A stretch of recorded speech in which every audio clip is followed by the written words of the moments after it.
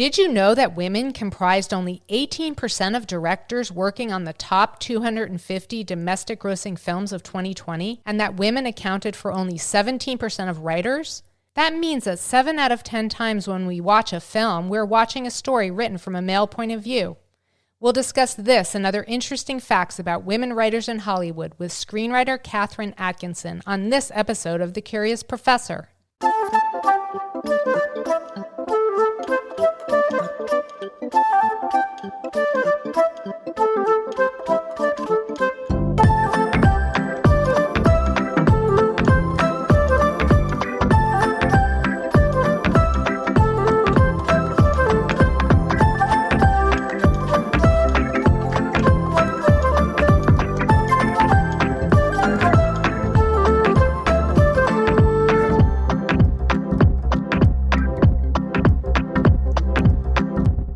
Hi everyone, I'm Dr. B. Welcome to the Curious Professor podcast, where I take listeners on a journey of discovery to explore the people, places, artifacts, and natural wonders that spark my curiosity. On this episode of the Curious Professor podcast, we'll explore the transition from journalism to screenwriting and the obstacles faced by older female writers in Hollywood with Catherine Atkinson.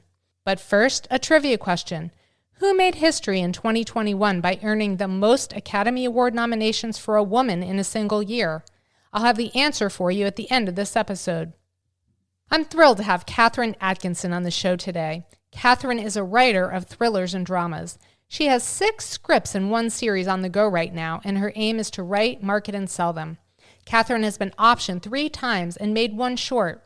The Catch came out in 2017 and was a finalist in a Canadian competition that saw it screened in front of 1,500 people.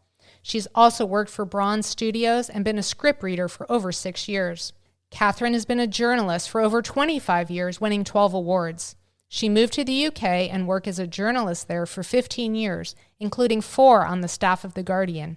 She has also worked for the Globe and Mail in Canada, and her work has appeared in MSNBC Online, Elle Magazine, and Time. After returning to Canada, Catherine was focused on raising her son and pulling her screenwriting skills together.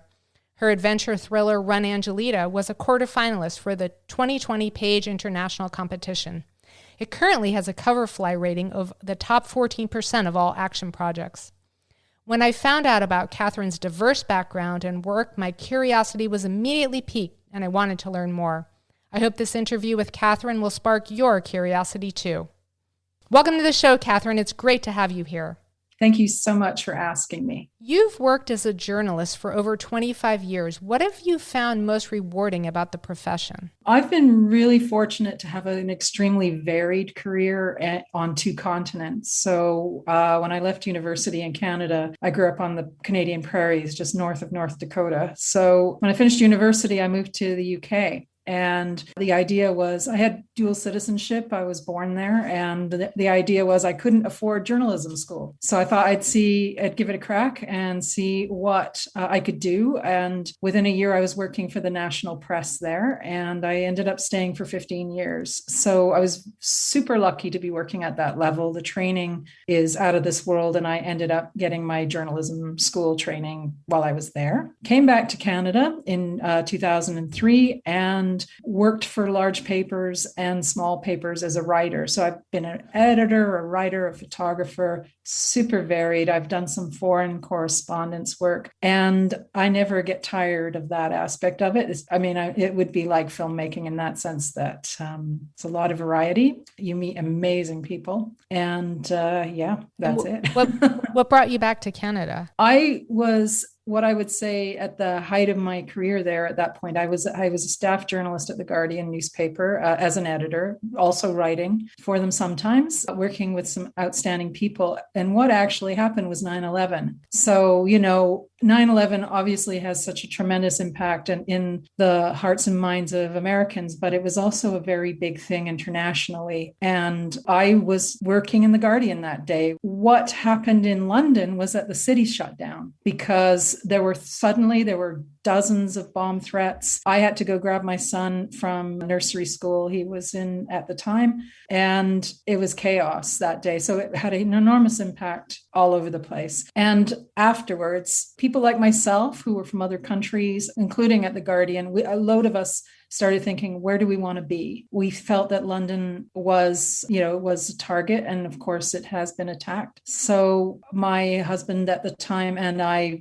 reviewed what our options were, and we decided to come to Canada. So that's the story. It's quite a big one, really. Yeah, I appreciate you sharing that. I think it's important to give people an understanding of, why move back? It seemed like things were going real well for you in the UK. Why make that decision to move back? I mean, there were a lot of reasons too. I miss this country. I love it. I miss North America. And I wanted to come back. And then you've decided to make the transition to screenwriting. What brought about that decision for you? It was, it's been a part of my life for a long time, writing for performance. I have a master's degree that I got in the UK in playwriting. I got that in 1998, and I've had a few productions over there, and I love live performance or acted performance, if you like. I write prose all the time. So the idea of people acting out action,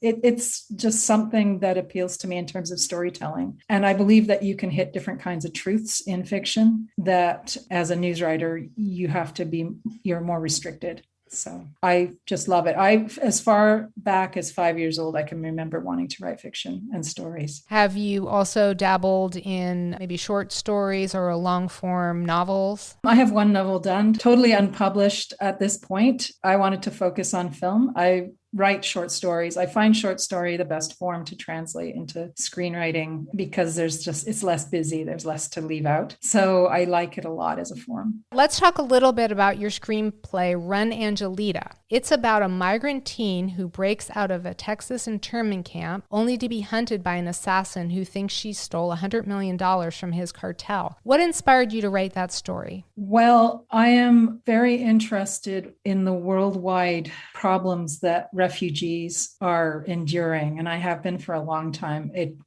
came to me as a journalist. I'm an immigrant. I was born in the UK.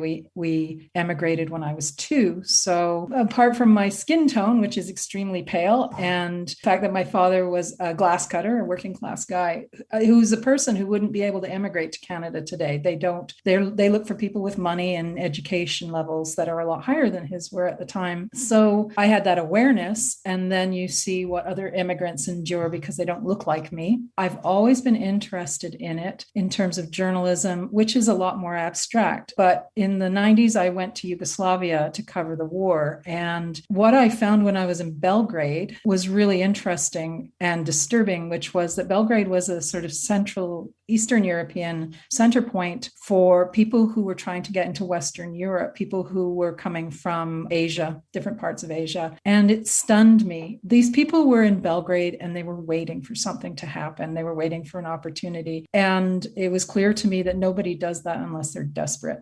They can't stay at home for whatever reason. Could be violence, could be war, could be civil breakdown. And I've been wanting to pay attention to that ever since. So Run, Angelita came out of watching what was happening on the southern border of the US. And I actually did a story at one time a few years back in Washington State. And I was sent there by a press agency to talk to people, Minutemen, who were on the border, watching what they thought were going to be dozens and dozens and dozens of foreigners crossing the Canadian-US border. And I interviewed them. There was actually a Canadian there who had gone to the US to do this as well. And it wasn't happening. They were sitting there for hours at a time. The Canada-US border there is quite interesting. No walls, just a road that runs along the border at that place. It was sort of just south of Vancouver. And I found that an interesting experience spending time with them. It was only a day. Slightly scary guys. They treated me very respectfully. And I went back and I wrote the story just really straight on news. This is what they're doing. This is why they're doing it. And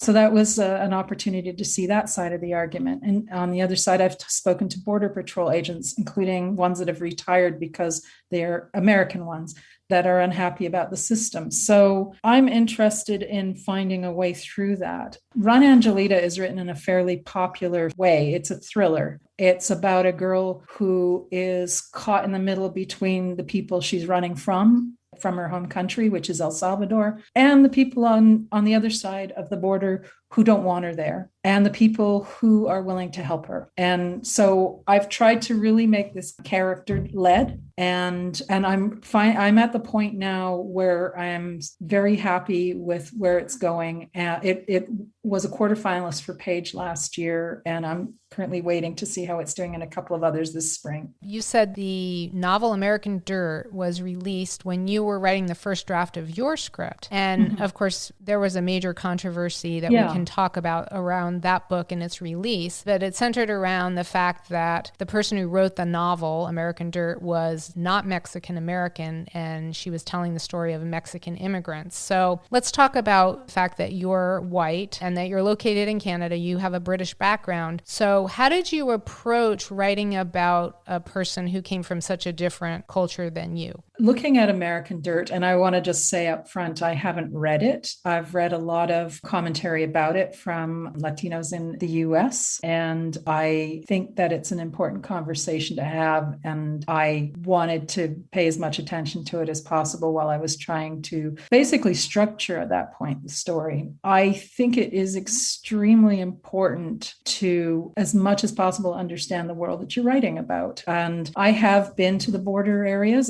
If COVID hadn't happened, I would have gone back. But I had done that drive from Amarillo to San Diego in my life. My family was a big one for traveling by car. So we did a lot of traveling in the US. I haven't done the walk from El Salvador to El Paso, which is what this character endures. So the background I'm bringing to it is going to be a journalist background. And so, which means I researched the heck out of it. And what I wanted to do was get it to this stage where there was a good story. So primarily as a storyteller, I want to tell a good story well. And so, I want to get the world right. And I believe that there's still work to do in getting it right. And hopefully we will get to the point where that is the word authenticity is a very important one. And I want it to be an authentic story, a respectful story, but also compelling for the people who would come to see it. Speaking of inspiration, you said you were inspired when you had the opportunity to meet the writers of BlacKkKlansman, Charlie Wachtel and David Rabinovich. Tell me what inspired you when you had the opportunity to speak with them. So I was the recipient of a Screenwriters Lab grant and came into the Whistler Film Festival in Whistler, Canada, where Charlie and David were speaking, and we got some FaceTime with them. And they told the story of getting BlacKkKlansman made. They worked very closely with the author of the book of his life, and they optioned it. They worked on it about 7 months. One of the great things about Ron Stallworth was he understood, even though it was his own story, that elements of it were going to need to be fictionalized, because telling a story for film and for visual impact is always going to be different. Cinematic is always different. And he was a very good person to work with from what they said. But their dream was always to get the script into the hands of Spike Lee. They saw it as a Spike Lee film. And by some glorious relationship situation, they had an in with Jordan Peele, and he got the script to Spike Lee. And Spike and his screenwriter, the man he works with so much, is Kevin Wilmot, and they took the script and then they made it a Spike Lee script. So it was like the screenplay had two stages: initial stage and then Spike Lee stage. And the four of them won the Oscar for it a few months after we met. I think about it a lot. I think about how the goodwill behind it and the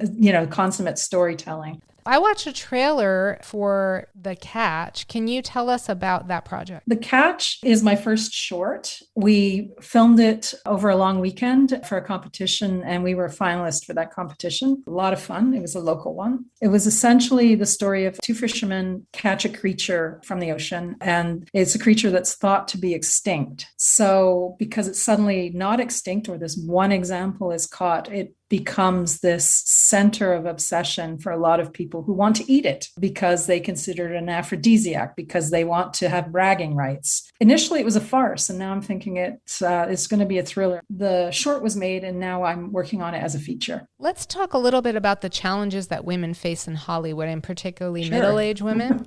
Do you feel like being a woman of a certain age has made it more difficult for you to break into the industry? I must admit that breaking into the industry is only beginning to happen now. Really, the push has been, say, the last 18 months or so. But it's made me nervous about it because you see anecdotal evidence everywhere. You see the statistics that are brought out by women in Hollywood and other groups or other organizations. It's not good. And then, when you're older, as well as being a woman, I'm a single mom, and that was my focus for many years. I had to work full time. That was the journalism. And I wrote everything else while I could. And then I've really been able to focus on screenwriting in the last 4 or 5 years. And I try to be optimistic. I try to think my stories have something to say, and I'm good at ignoring naysayers, pretty good. I did have one interesting and disheartening moment on Twitter. I guess if I only have one, I'm doing great. And that was by a well-known screenwriter who, open up for questions. I'm free for half an hour. So I explained my scenario. I explained my age. I didn't even talk about my work, but she told me to write novels instead. And that pissed me off. I'm just going to keep going and see what happens. I get that about 100,000 scripts get written every year, and a couple of hundred get made into films. I think that people, when they go into it, need to be aware of that, but not let it get to them to the point where they stop. This is self-exploration as much as anything else. I think I've been fortunate that journalism isn't always easy either, especially these days. I'm still working in it. I think, the journey is as important as anything else, and I'm trying to focus on that. Well, it was encouraging this year at the Academy Awards to see so many women nominated, particularly for directing and screenwriting, and to see more mature women who were doing directing and writing. Yeah, very much so. The way it works is that the more people who get from whatever background who get nominated, and if they are representative of different communities and groups, the more likely you are going to see people reach that point. And that's the whole point. There should be room for all of us getting financing, having more than one film that you're directing at a particular level if you're a director. I'm very encouraged by the goodwill and the steps that people are taking, like concrete steps, to try and make things different, because we need different kinds of stories. My story should not be the only story that's centered on a person who is a refugee. There's a British film called Pretty Dirty Things, which is set in London. It came out in 2003. It's by Stephen Frears. I watched it again the other day, and it's a very different story from what I'm trying to write, but holy cow, it's amazing. It captures the world in London really well. And I lived there at that time, and I recognize it. So I think there's room, and I think there's interest. There's a market. Let's talk about that. There's a market for these stories. Well, and when you see a film like Nomadland, winning accolades, you can no longer make the argument, no one wants to see a movie about a middle-aged woman. Yeah, well, a middle-aged woman who is living in a trailer. We can't all be in Dynasty or anything else that has chandeliers. It's not all about that. We do want escapism, and there's a lot of different kinds of escapism. I get it. I have a different kind of question next to ask you. If you could invite 3 famous people, living or dead, to a dinner party, who would you invite and why? That was really cool. It's like I have a million different categories and a million different dinner parties. The first person who always comes into my head is John Lennon, but I'm not choosing him. I thought I would choose 3 women in film who are currently alive and producing amazing work. And the first one is Patricia Riggin, who is a Latina director. She has directed episodes of Jack Ryan and really great action director. And so Lost Angelita is an action thriller. And I would love to be able to talk about that with her. So I was thinking, is this where I'm supposed to say the names of producers and directors I want to work with? My list is too long for that too. Jane Campion, who directed The Piano, and I just admire her work. I think it's top of the lake as well. I think it's just incredibly beautiful. And Kate Winslet, I just really love Mare of Easttown, which was written by a man and directed by a man. Superb, absolutely great story. And I would love to talk to her about about her career, about her perspectives, because she certainly doesn't seem to take any nonsense, and she takes interesting roles. I love her to bits, and I always have since I first saw her in a Jane Campion film when she was 17. So that would be a fun dinner. Yeah, that's great. I love your picks. And I have to agree about Mayor of Easttown. I was very impressed with everything about that show. Yeah, it was terrific. So what's one question you wish someone would ask about your work that no one has asked yet? Where do you sign? No.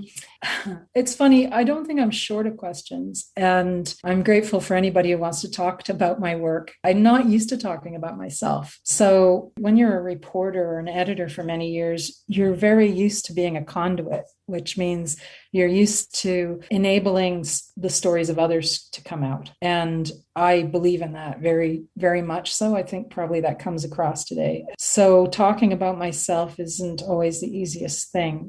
But in terms of my work, I think I probably would love it more as a dialogue. I love getting impressions. I would love a lot of questions about Run Angelita, because it would help me think. So when I'm asked questions about anything, those are the sort of things I like to have. I love conversations. If that's not a cop-out answer, there are just too many questions I'd love to be able to have a chat with someone about. And is there anything else you'd like to tell us about you or your work? I seem to be constantly on the boil. I'm constantly working at it at the moment, and I have a lot of interests.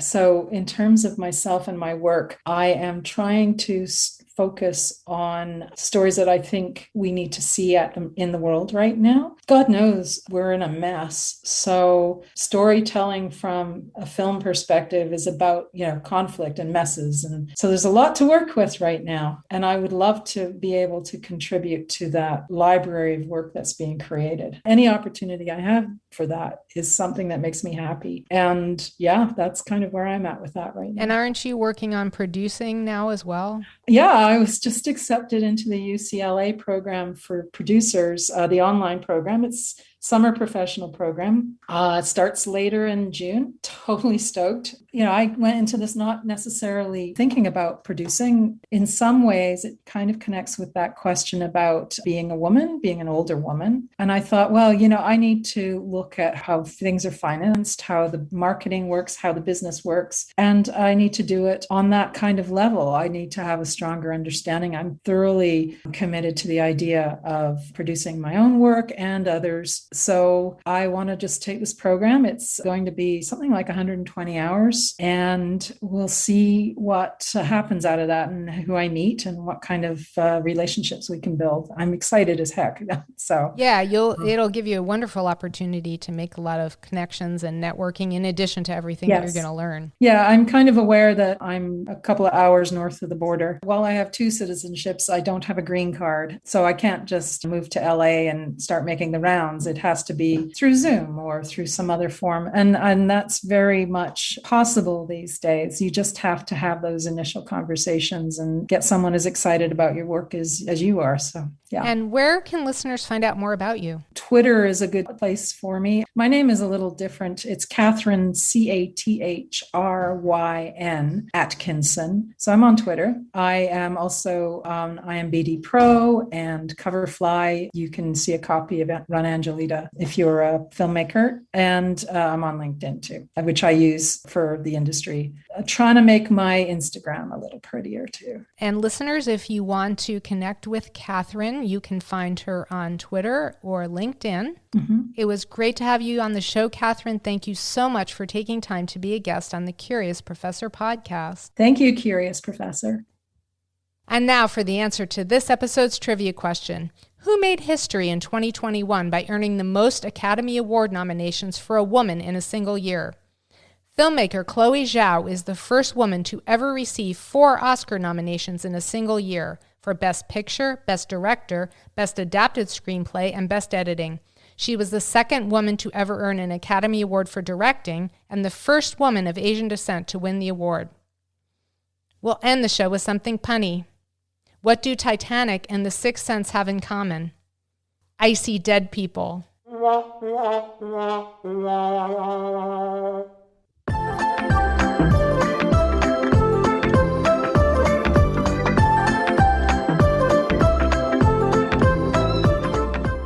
Thank you for joining me for this episode of the Curious Professor podcast.